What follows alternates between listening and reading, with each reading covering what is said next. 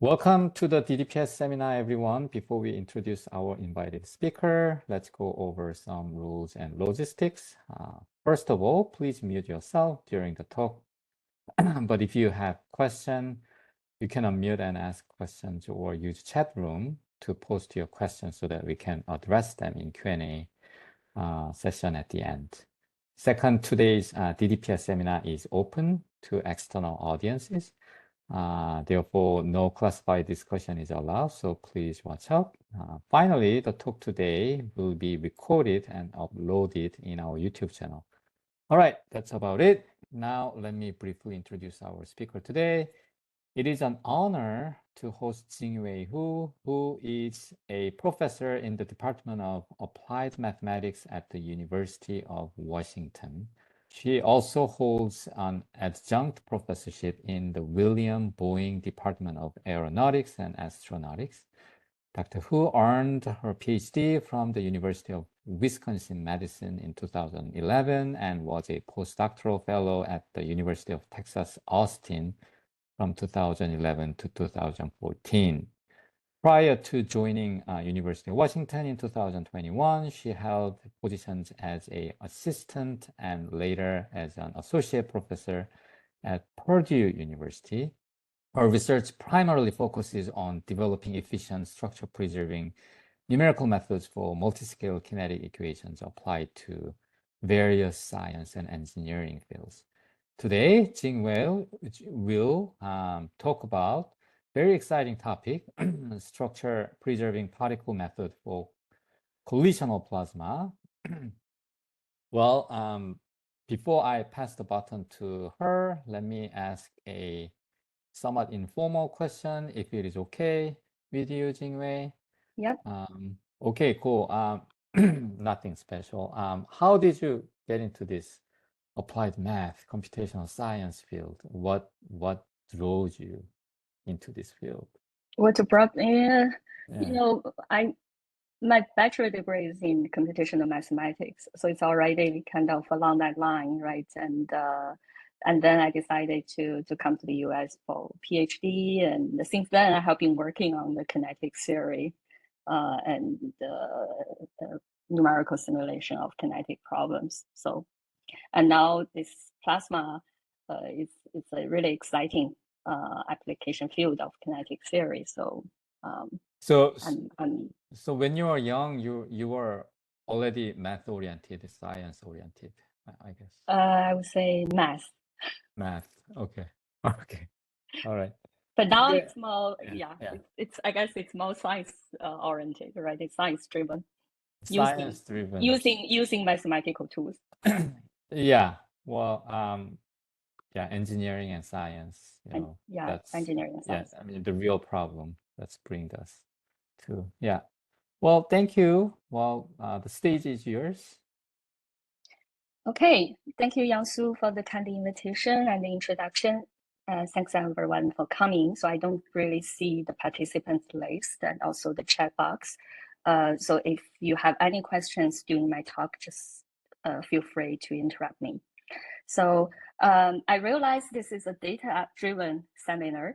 So my topic here is not really data, right? But it is very important to physical simulations. And in fact, I believe the method developed here has a great potential to be used in many data-driven applications. So my goal here is to develop a particle method for the plasma dynamics, especially to include the collisional effects. And in designing these methods, we strive to preserve the structure in the system. All right, so here's the agenda of my talk. So I will start by describing the governing equation for the plasma system, the so-called Vlasov-Maxwell-Landau equation, and then discuss the numerical challenge and then the goal of this work. So in fact, designing a structure preserving particle method for this whole big system is not easy. So it takes several steps. So Because of that, I'll break my talk into 3 parts. So I start from the relatively simple spatially homogeneous case, which means we only focus on the collisional part of this system.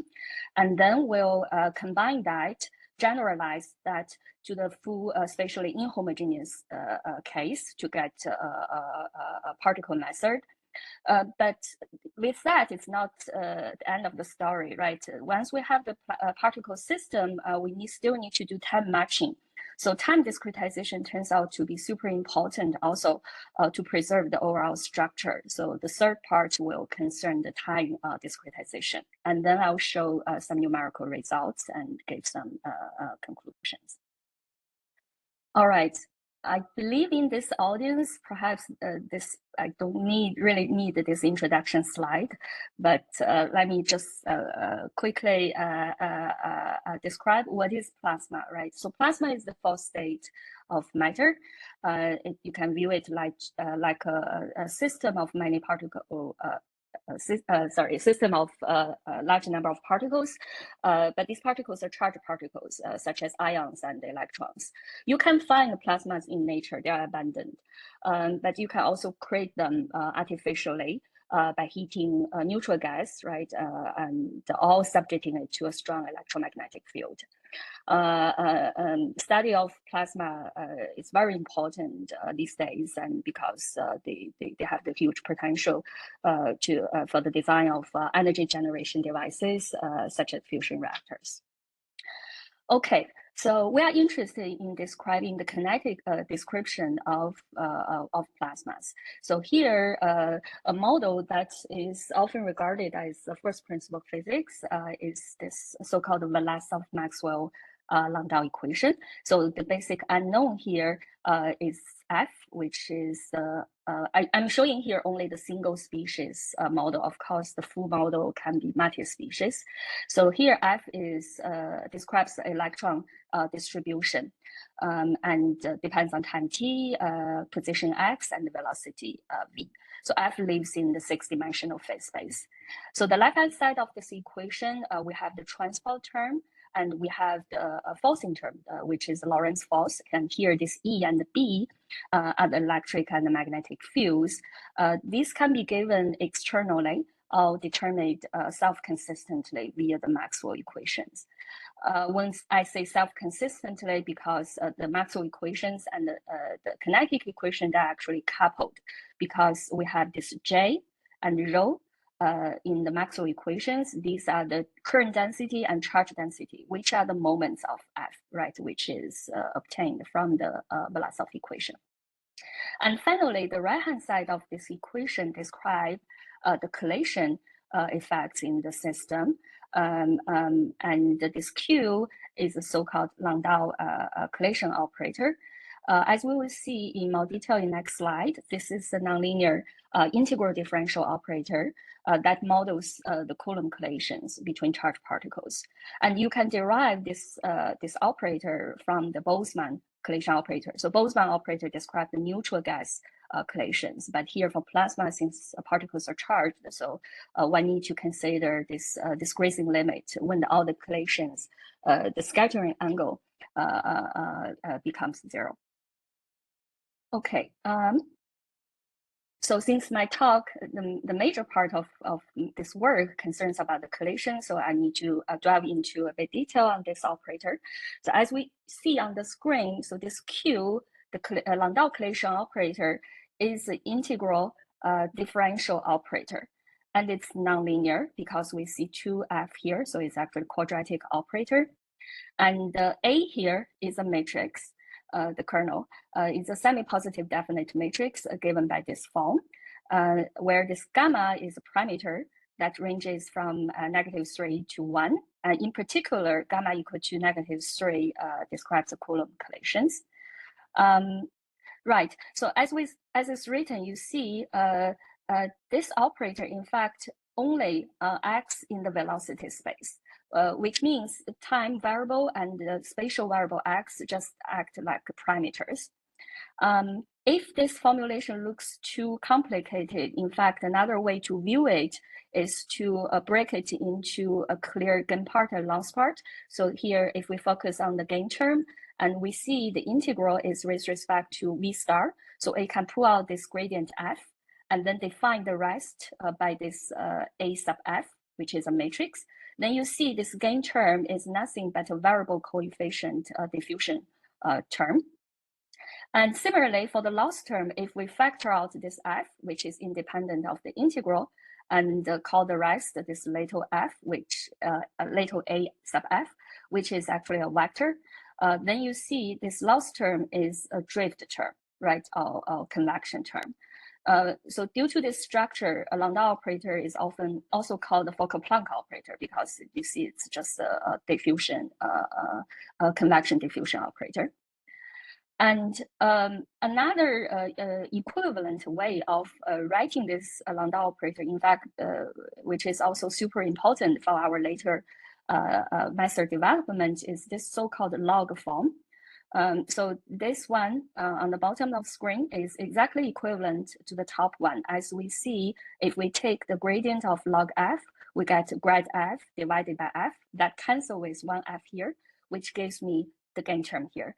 And you can do the same thing for the loss. This way, this log form is more symmetric.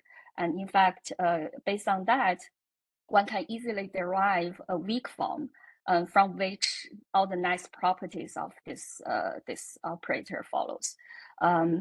So the weak form is the following. Basically, you take a test function phi, multiply it to your collision operator, and integrate in V, and do some integration by parts and symmetrization technique, you can get this long integral. But from here, you see, if we take the test function phi to be appropriate functions, for example, if we pick phi to be a constant, then taking gradient, certainly this term is 0, then we get a conservation of mass. And if we take phi to be V, a linear function, right, and then taking the gradient, this gives me the same constant right here and here. So again, you get 0. So that's yields momentum conservation. Finally, if you take phi to be V squared, then taking the gradient, this becomes V minus V star. So one important property, perhaps it's not immediately clear, but I can tell you this V minus V star actually lies in the kernel of this matrix A. So which means, again, when it hits by this kernel A, you have 0. So this way, we can show the conservation of mass, momentum, and energy. And one can also take the test function phi to be the log f.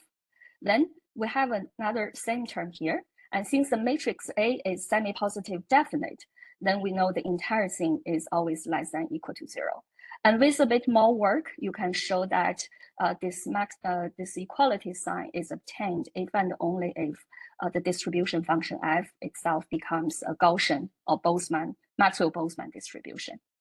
So these are all about local properties of the collision of the Landau operator. And in fact, based on these, one can easily derive the global conservation. So for the full Vlasov-Landau system, you can derive the global conservation of mass, momentum, energy, and also the entropy decay. Okay, that's a brief description of the underlying equation. And we see this is a huge system, right? Very high dimensional, so 6 dimension plus time. So due to that, in fact, to solve the plasma kinetics, the most popular method is the particle in cell method. So in a nutshell, this method looks to approximate your distribution function f as a sum of Diracs, right? This n is the total number of particles, WP is a particle weight, XP is the particle position, and VP is the particle velocity. And in fact, if we don't care about the collision, if we just look at the left-hand side, this Vlasov equation, in fact, is a Hamiltonian system. So it's conservative. So it's easy to see that you can solve that equation by tracing the characteristics. Then this naturally lead to a coupled ODE system. So basically, Newton's second law, right? The derivative of position gives you velocity, and the acceleration is given by this Lorentz forcing term. Where this E and the B, these electromagnetic fields, are determined by solving the Maxwell equations on a mesh. So you have to constantly swap between particle locations and also on the mesh values. So this is quite natural if we just want to solve the Vlasov equation without collisions. And in fact, it's the gold standard, I would say, in today's large-scale plasma simulations. And then the whole thing just becomes solving this ODE system coupled with field equations. One can do that carefully to preserve the conservation properties. But now the question is, what if we want to include collisions, right? Coulomb collisions. This is an integral and important aspect of plasma dynamics, especially when the plasma is dense, and also if you are close to the fusion device, the collision becomes important. But they are often neglected due to their high complexity. Nevertheless, there are some widely used collisional algorithms in the field. Mostly, so both of them, I characterize them into two classes, but both of them are stochastic nature, Monte Carlo type method. So typically, the way to add collisions to this PIC simulation is to add them as a second or separate step via time splitting. Basically, you solve your classical PIC, right? So you use advance that by say some time step, and then you only add the collision effect, and then you alternate. So there are several issues with this, right? First of all, both of these methods are stochastic nature, so inevitably introduce statistical noise. Also, the nice properties that you tried hard to preserve, right, in this collisionless PIC is not necessarily guaranteed, right, to hold if you add collisions. So that motivates us to think about, okay, if we can have a particle method, we like PIC, right? So can we still, based on the PIC, but incorporate the Coulomb collisions into this classical PIC method, and hopefully to have a structure preserving particle method for the full system. All right. With that, so let me first get to the relatively simple problem. So forget about all the Vlasov part, right, transport and the field term. Just look at the Landau collision operator. How can we treat it?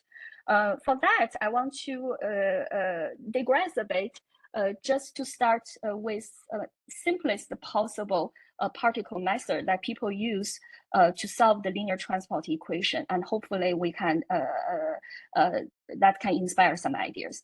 So if we want to solve, say, this linear transport equation with a given velocity field u, right? Just as a classical PIC does. So what you do is you seek a weak solution of this form, right? Sum of Dirac's, and xp is a particle location. And since this capital U is given, it suffices to just trace the characteristics, right? So dxp dt is just be given by this velocity field evaluated at xp. Simple enough, right? In fact, this is a decoupled ODE system. So you just trace each particle individually. That's how it works in the first place. But now, if we want to extend this kind of idea to treat the Coulomb collision or the Landau operator, realize that the Landau operator itself is kind of diffusive type, right? Is this like a drift diffusion operator? So the first question, so before we get to that, the first question we ask ourselves is, okay, can we use this similar particle idea to treat the heat equation, right? Which is a just simple Laplacian operator. So if we can treat that, maybe there's a hope to treat the Landau. But this is kind of counterintuitive, right? Because a particle method is good for a hyperbolic problem, but not for parabolic problem, right? For diffusive type. But okay, we'll see a way to get out of this is to try to interpret this diffusion operator, right, into a transport form. Then we can still sort of trace the characteristics. And in fact, early in the 90s, people already proposed the idea of doing this. So the way to achieve that is just one critical reformulation of the Laplacian operator. So the great Laplacian U, in fact, can be equivalently written in this way, right? Using the log U, right? You can easily verify they are equivalent.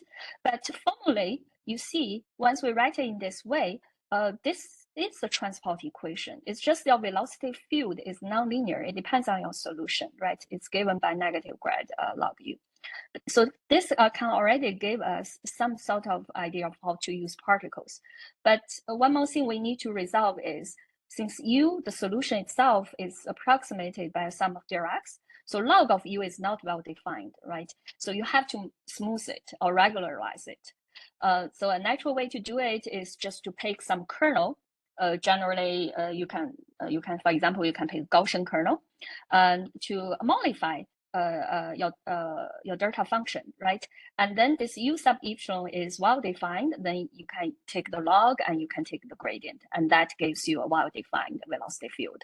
The previously described particle method can just apply. So this is certainly one way to do it. And then recently popularized, I guess, by this optimal transport business, people realize, okay, in fact, perhaps you can do better to maybe also preserve some kind of entropy structure or variational structure in this equation. So that just need one more step. So based on this formulation of the heat equation, if we further, so what is log U? Log U is nothing but the first variation of the Boltzmann entropy. So Boltzmann entropy is this HU defined here. So the integral of U log U. If you take the variational derivative of that, you get log U plus some constant. Since you take the gradient anyway, the constant doesn't matter, right? So these two are equivalent. And this motivates us doing, okay, we can regularize everything at the level of this log U, but we can also regularize things at the level of the entropy, right? That hopefully, presumably, can lead to a better structure preserving method.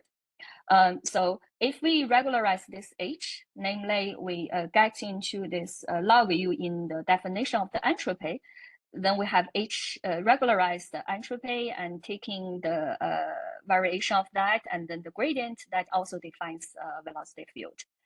And why this is possibly a better approach, right? Because you regularize things at the level of entropy. Now, if you take the time derivative of this regularized entropy, and this is a simple algebra, and then you plug in, so partial TU is given by your equation.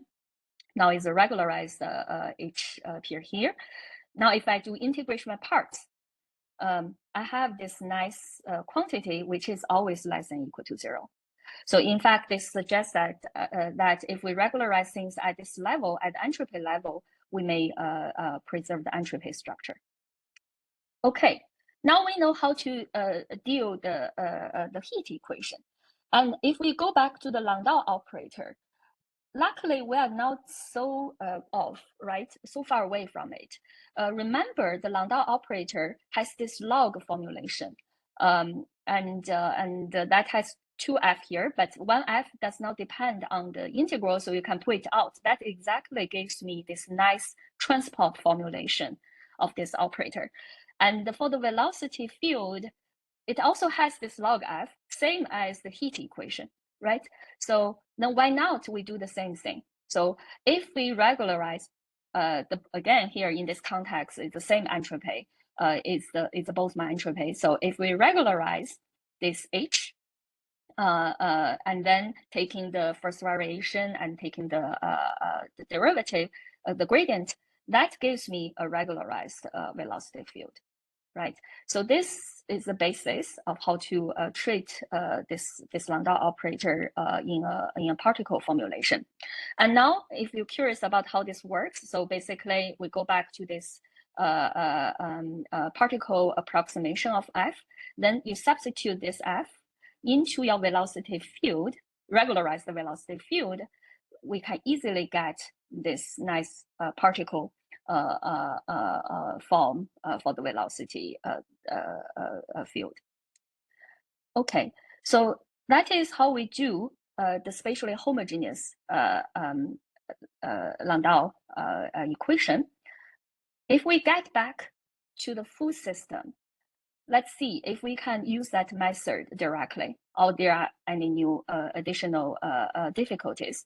So this is again the same equation we saw at the beginning, right? The Vlasov equation on the left, and with the Landau operator on the right. And in the full system, now we have both velocity, particle velocity, and position. And we want to trace the characteristics, right? Inspired by what we did in the homogeneous case, we know, okay, this Landau operator serves kind of like a forcing term, right, to update your velocity. So it should be something added here.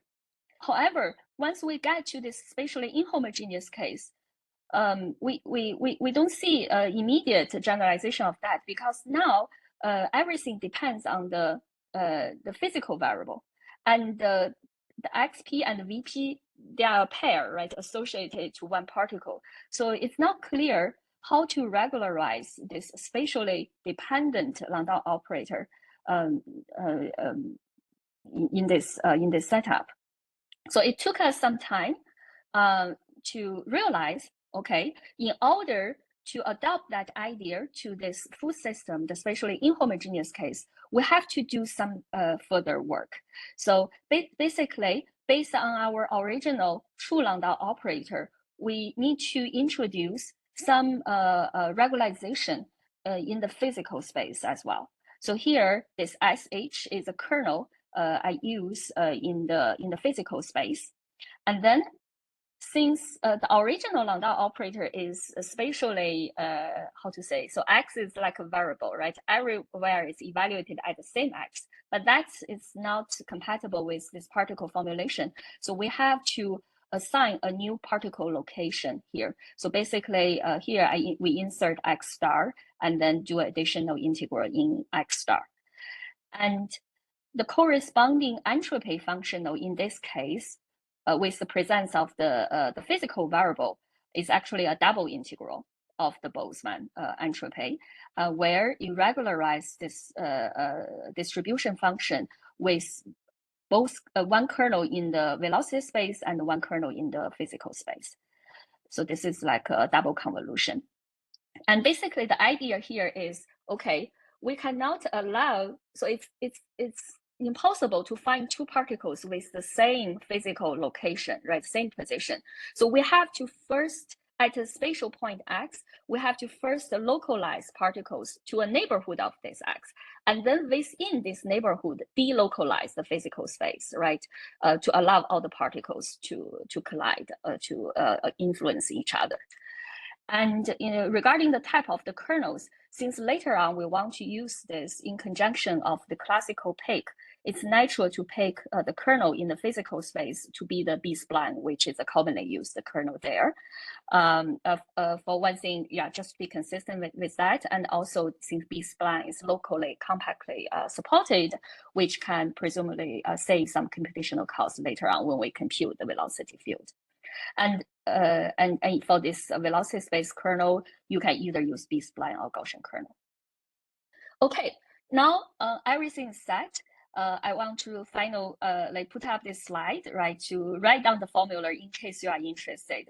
So with this new regularized velocity field, basically it serves like a effective force, right, added to your velocity update. And this velocity field, the big velocity field, it's not cheap, right? It involves several sums. It's given by this this summation, and where inside this bracket we have this gradient of the variation of the entropy, which is explicitly computable. So it's given this formula. All right. But why this new particle method can preserve the properties of the operator, right? So I haven't really made that. Question. Sure, please. Yeah, on the previous slide, You wrote Fn is this mollified thing, and so I assume the particle dynamics are in this these mollified kernels. So this F2, yes, it's used when you define this entropy part. But in fact, yeah, when you approximate this velocity field for this F, you still use sum of Dirac's so that you can get this summation. I see, because otherwise you would lose some sort of Galerkin property when you move from Right. Okay, yeah. Good, thank you. Mm-hmm. Yeah, it's only used to make sense of this entropy part. Yeah. Yes. Now moving a bit further to make it clearer, right? Why this regularized particle method preserve the property? In fact, it all lies in this discrete sort of discrete weak form of the collision operator. So for our proposed velocity field, if you take a test function phi and then do a summation, right, in particles, and you can do this similar trick like symmetrization, and to get this weak form. It's similar to the integral, the continuous formulation I presented earlier. But this is the basis to allow you to achieve all the properties. So if you pick phi, so remember we already take out one derivative by doing the integration by parts. So this here, the test function is really the derivative of the collision invariance 1v and v squared. So which is 0, 1, and vp, which corresponds to mass, momentum, and energy. And due to this structure, we can easily see this is 0. And for the entropy, you just pick phi to be consistent to what appearing here, then you get the right sign. So the entropy also always less than or equal to 0. Okay, so that concerns the collision part, right? It's actually, we interpret the collision as kind of forcing term so that they can be treated in the same ground as the way you treat the Lorentz force. So we have this semi-discrete particle method now for this full Vlasov-Maxwell-Landau system. So provided you solve the Maxwell equations properly, I mean, this is standard in PIC community. Say if you do East lattice, this scheme can conserve the total energy of the system. But now we want to move a bit further, right? Because obtaining this semi-discrete particle method is not everything. We still need to advance in time. In fact, in our early experiments, we just do forward Euler stepping just because this collision part is so expensive. We cannot afford any implicit discretization. So we just do simple explicit time stepping, and the conservation property is very bad. So that leads us to think, okay, can we design a time discretization scheme, right, for this full system so that the entire scheme is energy conserving? Before I move further, I would say we do have a solution. If you want to go implicit, right, you can, for example, implicit midpoint or trapezoidal rule. You, even with the collision, one can argue easily the energy conservation. However, this is not a feasible method, at least for the moment for us, just because collisions is just very expensive and we want to treat it explicitly. So with that, we want to think about a proper structure preserving time discretization. And we are actually motivated by this simple Eulerian, energy conserving Eulerian type scheme. It looks a bit busy, but basically you just do a forward Euler step or half time step to get a prediction. And then it's basically like explicit midpoint rule, and use the predicted value F star to get the charge current density J star, and discretize your field equations by midpoint rule. And finally, using this F star as like a midpoint prediction to do a full midpoint, explicit midpoint. So the scheme is implicit, but the implicitness only appears in the field equations. And in fact, the scheme is fully explicit if you don't have magnetic field. And you can easily show this scheme conserves the energy, which consists of this kinetic energy and also the electrical and magnetic energy. So the first question we ask ourselves is, okay, in the O'Laren framework, you have this nice energy conserving time discretization scheme. Can we translate that to the particle framework to get energy conservation, right? So that leads to our first attempt. For simplicity, let me, for the moment, I'll neglect this magnetic field for simplicity, but our scheme can be generalized to the electromagnetic field, electromagnetic case. So basically, we do also a half time step, just forward OLA, right, for this system to get a prediction, X star and V star. And use that, we can define the predicted, right, current density. And then we discretize the Ampere equation using this midpoint rule. And finally, we do a full like explicit midpoint, right, particle push to get xn plus 1 and vn plus 1.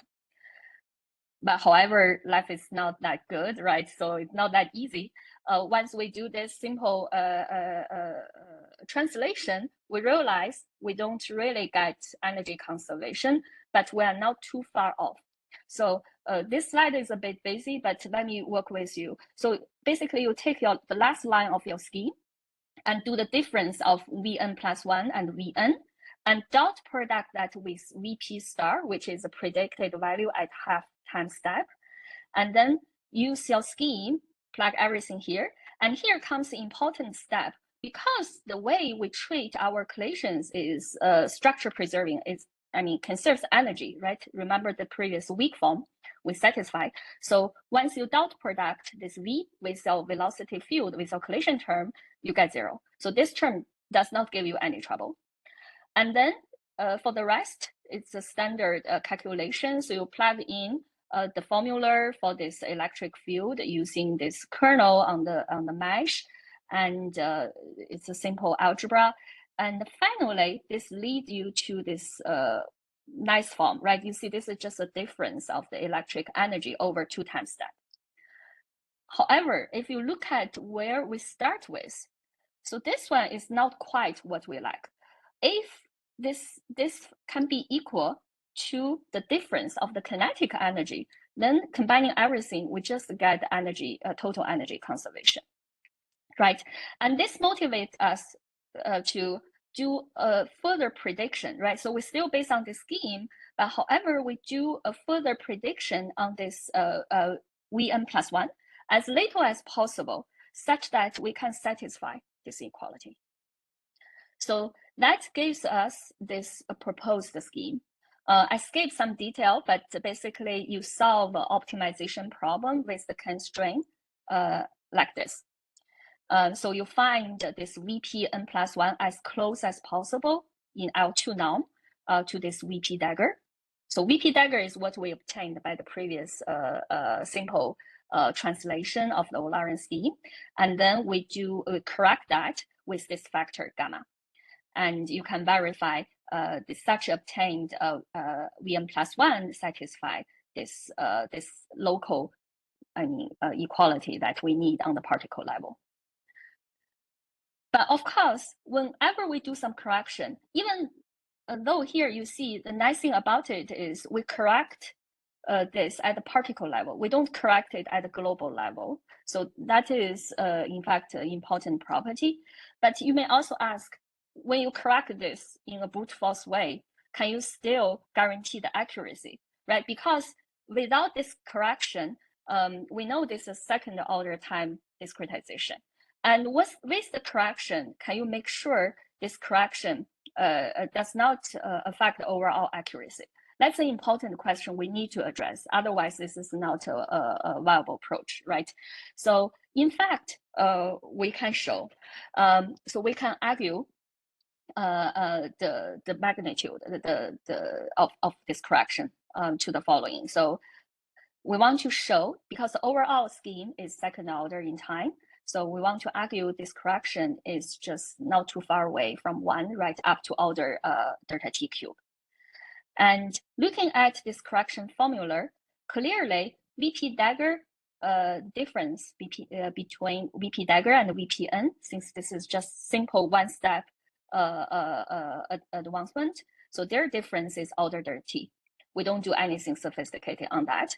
But if we look at this term in the numerator and do some algebra using the scheme, in fact, in the end, you can write it into the sum of two parts. And remember this En, so En is basically your electric field at Tn, and this En plus 1 is a prediction at half time step.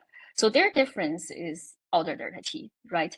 And similarly, for the velocity field, you see the difference between Vpn and Vp star is also order delta t. Together, this gives you order delta t squared.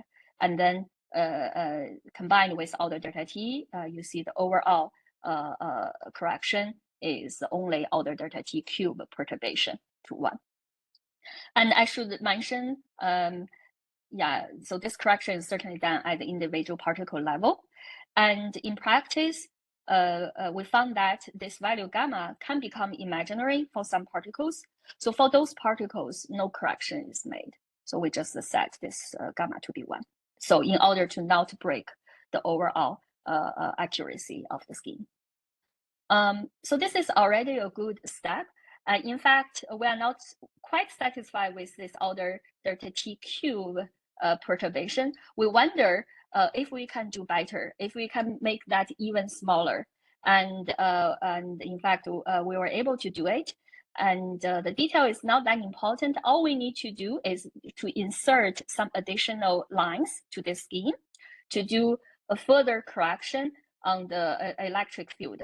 The key is the following. With those extra steps, you can still do the same. Correction formula is the same, okay?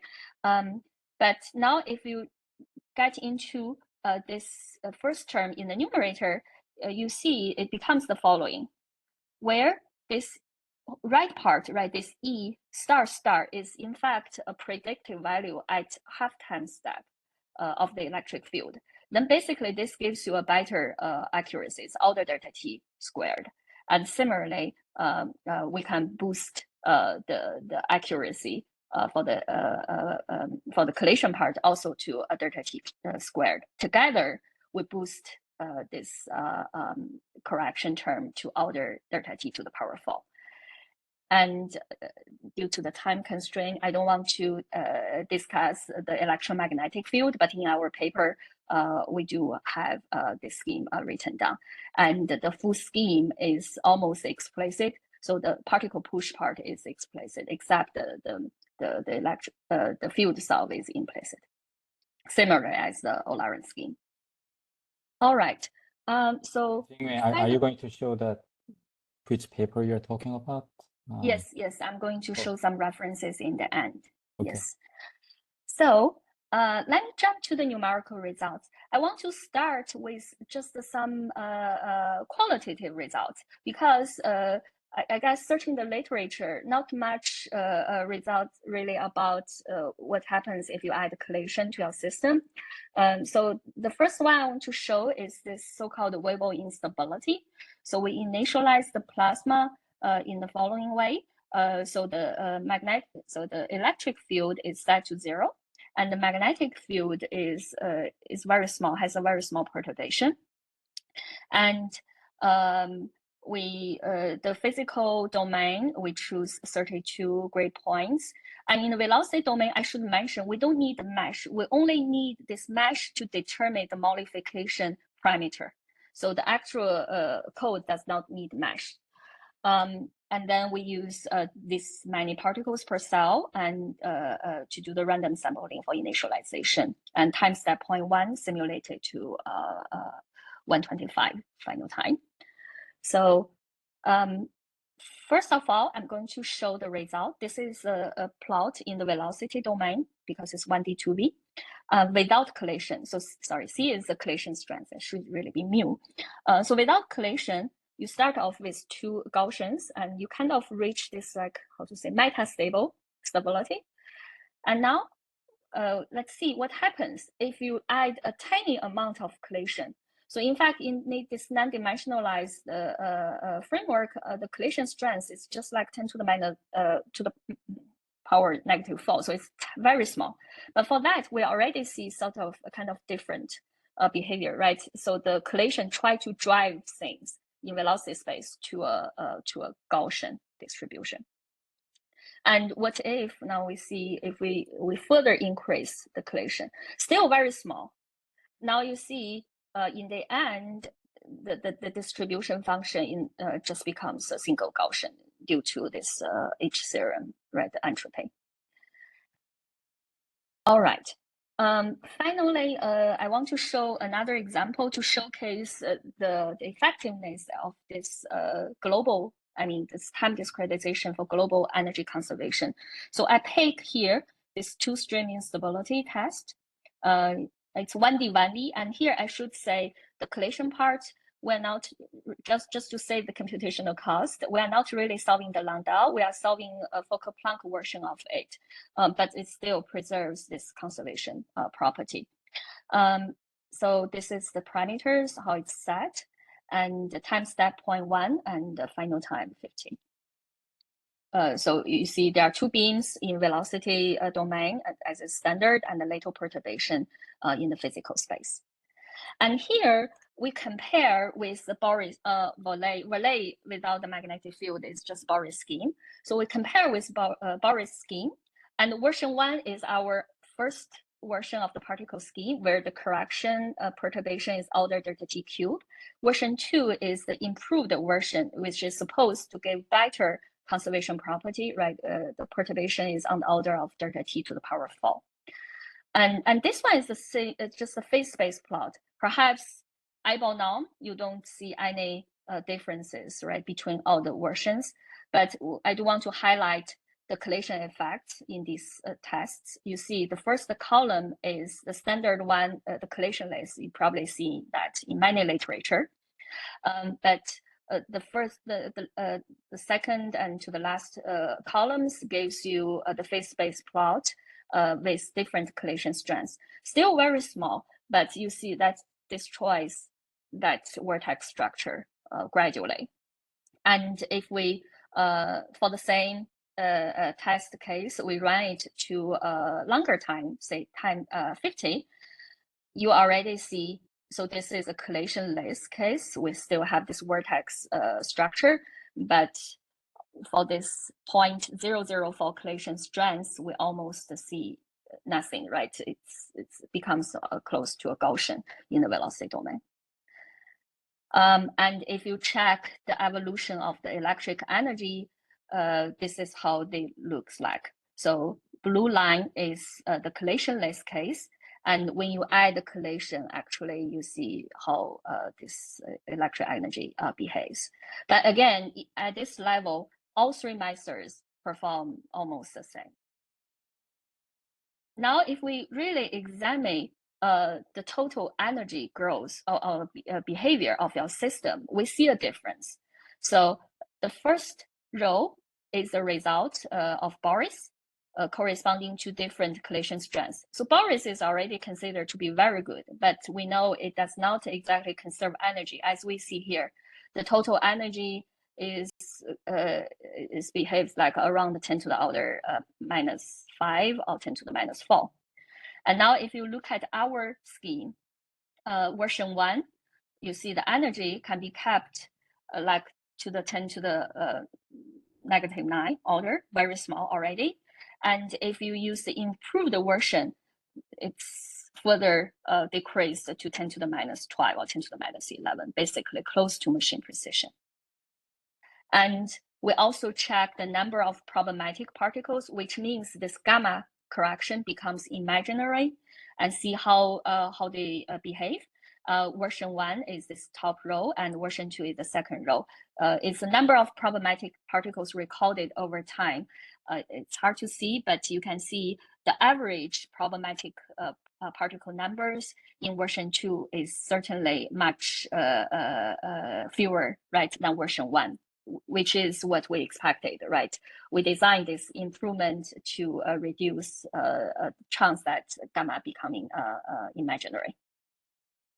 All right, I think that lead me to the conclusion. So we introduced a particle method for the Vlasov-Maxwell-Landau, it can also be worked for the Fokker-Planck case system. And the key thing here is to regularize your velocity field, your collision term in a way that you can treat it as effective force, right, to be added to the velocity update of your pick method. So this way, it offers a unified approach to handle the transport, field effects, and collisions. And it can preserve the conservation and entropy decay structure of the Coulomb collisions. And furthermore, we have this explicit time discretization that designed carefully and to preserve the total energy of the system. And just to echo what I said at the beginning, I know this is a data-driven seminar, yet in my talk, I don't really have much data, I guess.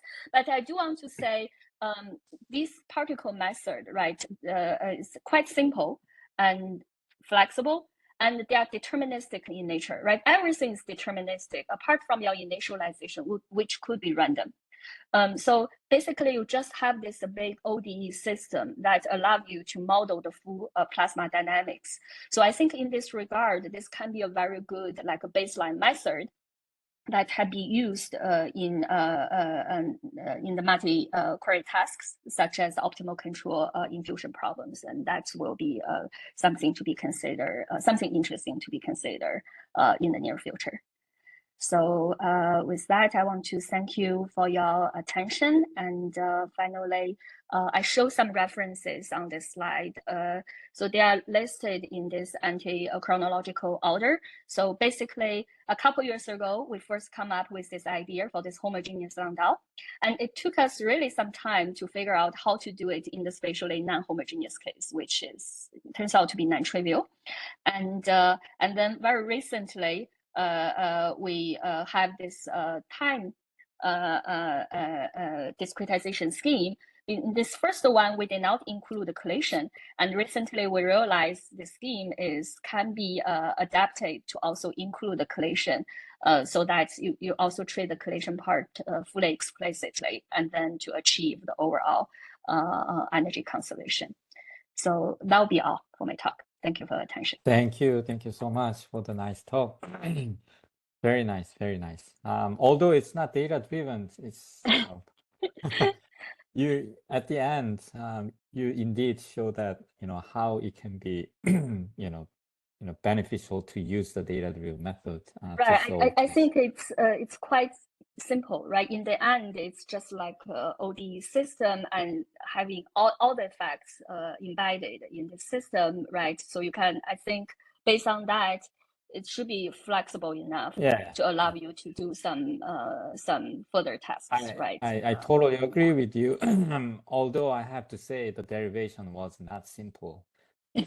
So I'm just happy that we happen to record this one, and then we can always go back to the the YouTube and then look into the details. Of course, we can get the details from your paper as well. All right. Well, thank you so much for the nice talk. Let's have a Q&A session. If you have questions, please unmute yourself and ask questions. Yeah, go ahead. This is Eric Sear at Sandia. I guess. Hi, Eric. Hi, Eric. I have a couple questions.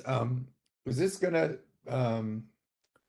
does this modification for the collisions, does that impact Gauss's law in any way? Like, is it still satisfied through the E-grids, or is there errors in Gauss's law?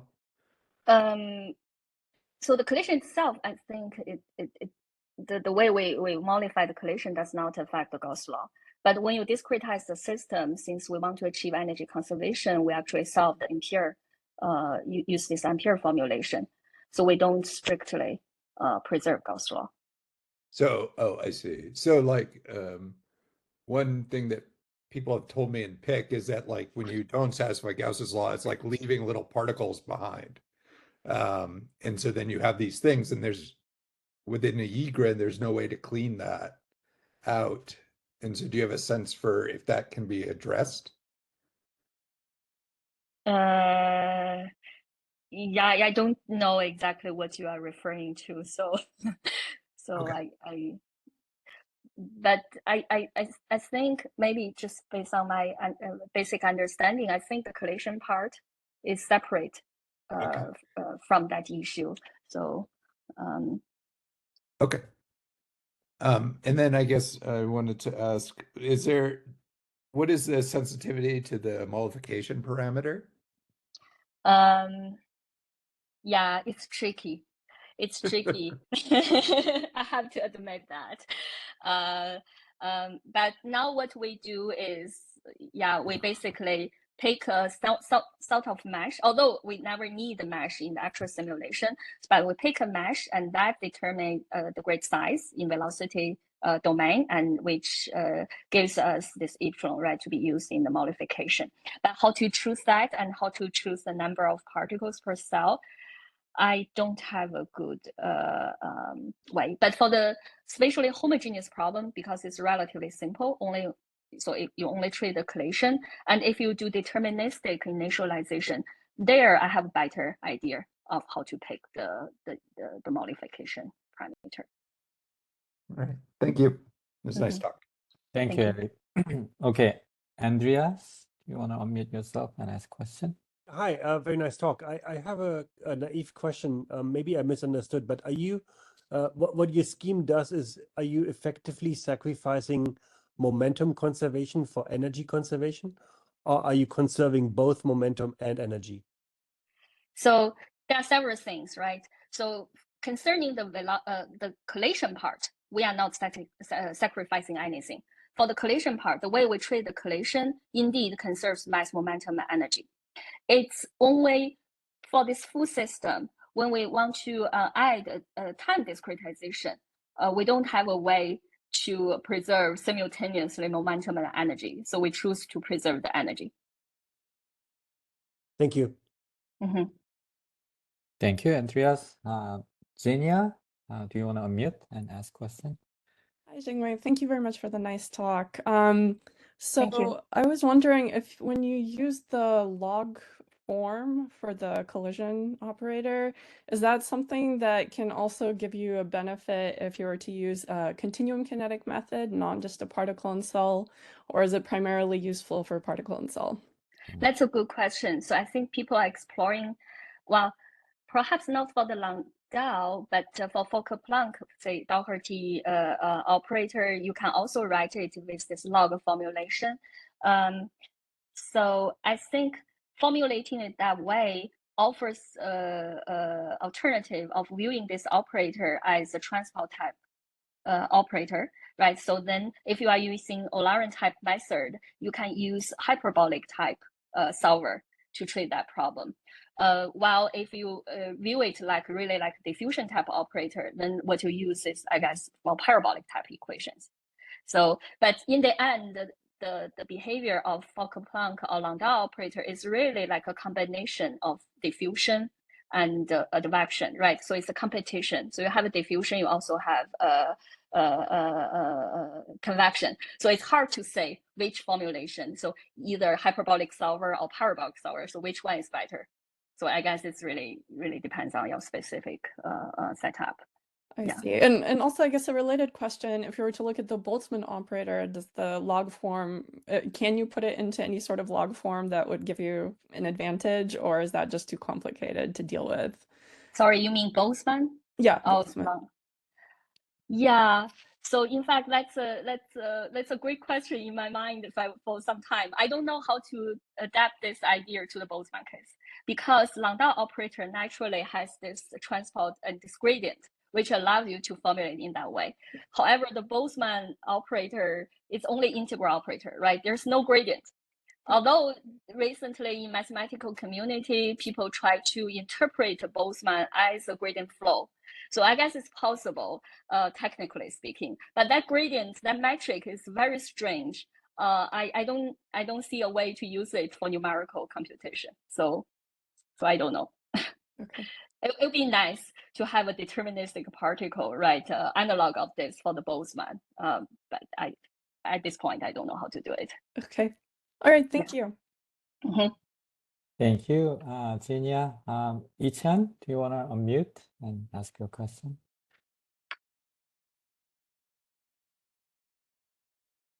I see you're unmuted, but we don't hear you somehow. I don't hear. Jingwei, do you hear? No. Okay, well, hopefully Ichan can fix the problem. Let's move on to Johannes. Can you unmute and ask your question? Hi, thank you for a very nice talk. I was wondering if all these properties also hold very well if you have varying macroparticle weights, or if you've done any tests with strongly varying macroparticle weights. No, right now we are doing a uniform weight, just like a random sampling for all particles. But for the spatially homogeneous case, we indeed tried for the deterministic sampling. We put different weight on particles, and that worked well. But for this full inhomogeneous problem, we haven't tried that. Thank you. Mm-hmm. All right. Well, Ichan, hopefully you fix your sound problem. I guess not yet. Okay, Jinya, you raised your hand again. So Yeah. Sorry, I have another question. So it's related to energy conservation. So the idea behind getting, mass momentum energy conservation is, you get better physical fidelity, right? But I guess what I'm wondering is, you still have a second order method, typically in PIC, for example. So your error is still somewhere. And so do you know exactly where it is? Because when you don't conserve those quantities, you can sort of, have a measure of, where's my error, physically speaking, how much can I rely on this? Whereas if you are perfectly conserving these things, do you know where the error is? Yeah, that's a great question. That relates to the choice of parameters, right? So like I said, to be honest, now in this full PIC simulation, we're not quite sure how to choose the mesh size, right? In velocity and physical domain, right? But we indeed carry out some convergence tests, right, just to quantify the error. But these tests are restricted to the spatially homogeneous case. So if you have any good test cases, right, for the full inhomogeneous problem, I'll be happy to learn. All right, thank you. Mm-hmm. Okay, let's go back to Ichan again. He's trying. Hi. Oh, awesome. Yeah, thanks, we can Jingwei. hear you. Okay, that's great. Thanks, Jingwei. That's a very nice talk. Sorry, my laptop just crashed the moment I turned on my video, so I guess I'll try asking No questions without problem. video this time. So, very interesting talk. I worked on the Landau collision operator before, but the way we're using stochastic differential equation, so slightly different point of view. But anyway, I have two questions about the collision operator. So first, have you tried to work on the collision for different species, especially when you have a very large mass ratio? So for that case, the collision is very difficult. So how does your algorithm work on that case? Yes, that's a great question. So in fact, we had a paper on this multi-species Landau equation, but although I have to say it's only for the spatially homogeneous case, but there we already see the benefit of particle method. So in the past, I also have experience of using gradient-based method for this multi-species collision model, where like you, as you mentioned, when you have this large mass ratio, the gradient-based method really suffers unless you do some kind of adaptive mesh, right? But particle method naturally can treat that. So you just pick a different modification or regularization parameters for different species. You choose them in a proper way because you don't need a mesh, right? So that issue can be treated well. So yeah, we have a paper exactly. So could you talk a little bit on how you choose your regularization parameter when you have large mass ratio? Yes, it's maybe I need to, I will get to a bit technical detail, but it's there in my paper. It's related Okay. to the mass ratio. I see. I Yes. see. Thanks. I can send you to, the reference if you're interested. Thanks. Yes, That's very. it's actually related to that. It's related to the mass ratio. I see. I see. That's very It cannot interesting. be it cannot be chosen arbitrarily. I see. Another question is, although you didn't show it in the presentation, but I'm wondering, have you tried to compare your algorithm with those analytical solutions? You know, if you have two species with two temperatures, when the temperature reacts to the same one, you have analytical solution available. Have you compared the algorithm to that? It's there in our paper.